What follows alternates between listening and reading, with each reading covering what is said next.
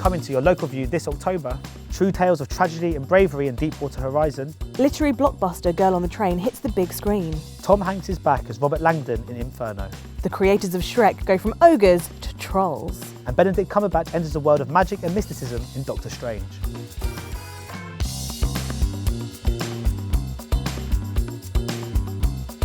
Hello and welcome to What to Watch this month, where we'll be running through the biggest and best releases coming to a view near you in October. I'm Stefan Pape from HeyUGuys. I'm a film critic. Pretty much like to spend all of my time in dark rooms, just embroiled in the lives of others.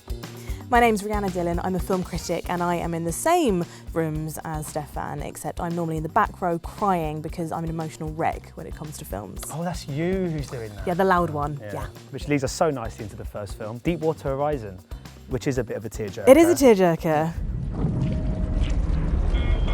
Are you seeing this? So this is Peter Berg, obviously. He made a big blockbuster in Battleship and then Lone Survivor, which was a great sort of war drama last year. And he's returned now with the story of the greatest oil spill in American history, which was in 2010. Mark Wahlberg plays Mike Williams, obviously a real person from the actual event. I think it's great that they're really honing in on the humans who were there and did lose their lives, as opposed to concentrating on the money and the lawsuits, which seem to kind of come out of this BP spill. We gotta go right now! I think what this film does so well, and what Peter Berg does so well, is he's taken a sort of real set of events and he's turned it into such a blockbuster that follows all the kind of tropes, all the right kind of beats of the kind of blockbuster genre. I think it's a very clever way of making something which could be very tragic and devastating, and was, into something that will appeal to mass audiences. No, it's a really incredible film, and a film that you have to see as well on the big screen. It's so kind of epic in scale.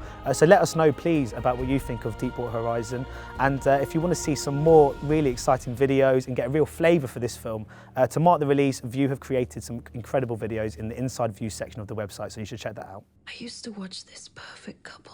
And next up is Tate Taylor's The Girl on the Train. So the girl is played by Emily Blunt. She plays Rachel, who's an alcoholic, and every day on her commute she sees this woman who she kind of really envies and is in love with her life. She has no idea who this woman is, but when she goes missing, obviously Rachel is one of the first people to notice, having seen her every single day, and somehow becomes entangled in her life and even becomes a suspect in her possible murder. So this is very much like Gone Girl in the way that it was like this literary phenomenon across the world and everyone was reading it. Did you ever read it? No, I didn't. That's okay. Yeah. Are you still excited about seeing the film No, though? I am. And actually, to be honest with you, I'm actually quite pleased I haven't read it. When you're dealing with a whodunit of this nature, Yeah. I actually think going in to see the movie, having not read it, means I'm going to be a complete blank canvas. And I have absolutely no idea who is the person behind this crime. And of course, it's not actually the first, nor it will ever be the last, massive book into film adaptation coming very soon. We've got Nocturnal Animals, we've got Arrival or Monster Calls. Tell us what you're most looking forward to. Why are you here? Because I'm afraid of myself. Dante's hell isn't fiction. And next up, we have Ron Howard's Inferno. He returns to the world of Robert Langdon. Now, in a year where there's been a few underwhelming sequels, do we think this one's going to buck the trend? I mean, there are two words that do give me quite a lot of hope, which are Tom Hanks. I was hoping you were going to say Tom Hanks, because he's always such a kind of safe person to go and see at the cinema. And I'm so thrilled that he's joined in this by Felicity Jones, who of course is going to be in the new Star Wars film, Rogue One. So I think there's going to be some real fire behind it, because the plot in this is getting to be all kinds of weird. Robert Langdon, he has amnesia in this, so basically Tom Hanks is going Jason Bourne. Do you think this could be potentially the best of the trilogy? I think it's really cool that they have kind of really pushed to have this third one come out and it not feel like it's just a money spinner, because they are trying new things with it. So it should work. I think it will. And it's got Tom Hanks in it. And it's got Tom Hanks, so go see it. Next up is the animation Trolls. The idea to this movie is that every year, one day a year, these beings called the Bergens, who can't be happy, it's impossible, they eat trolls one day a year because it's the only thing that gives them this kind of artificial sense of happiness. That's so sad. I know, but the trolls manage to escape, and the kind of queen, well, the princess, Poppy, she is kind of leader, but she likes parties, she likes cuddles, she likes music, and she likes dancing. And what that does is it attracts a lot of attention to where their new whereabouts are. And a character called Branch, voiced by Justin Timberlake, is quite cynical, and he wants them to just rein it in a little bit. So let's talk about the singing for a second, because Anna Kendrick obviously proved herself in Pitch Perfect, and this looks like a kind of younger, glitterier version of Pitch Perfect with added Justin Timberlake, which who could say no to that? The music, the cast, the look of it, the kind of tone, it's a real winner, this one. And I think that this Trolls is a film you really, really do want to see on the big screen. The reality you know is one of many. Finally, it's the latest deviation into the Marvel Cinematic Universe, and this is Doctor Strange, which is a very, very exciting production. What can we expect from this one?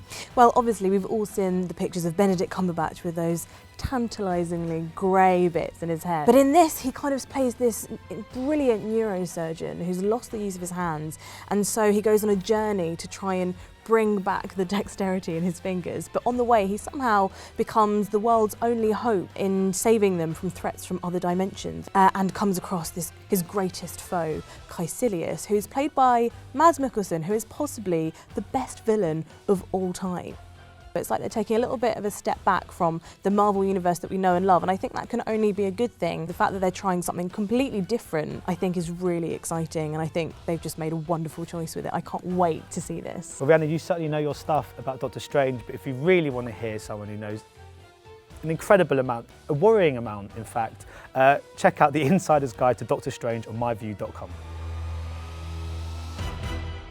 Also coming this month, corrupt cop caper War on Everyone. Find out where babies come from in Storks. Queen of Catway's uplifting true story of a Ugandan chess prodigy. And Tom Cruise returns as wandering ass-kicker Jack Reacher in Never Go Back. Well, thank you for joining us as we run through the biggest and best films coming out in October. If you want to see these films, which I'm sure you do, and many more, please head to myview.com to book your tickets now. And enjoy the... What, can I say it? Yeah, go on then. Enjoy the big screen entertainment. You did it better than me. Thanks. Yeah.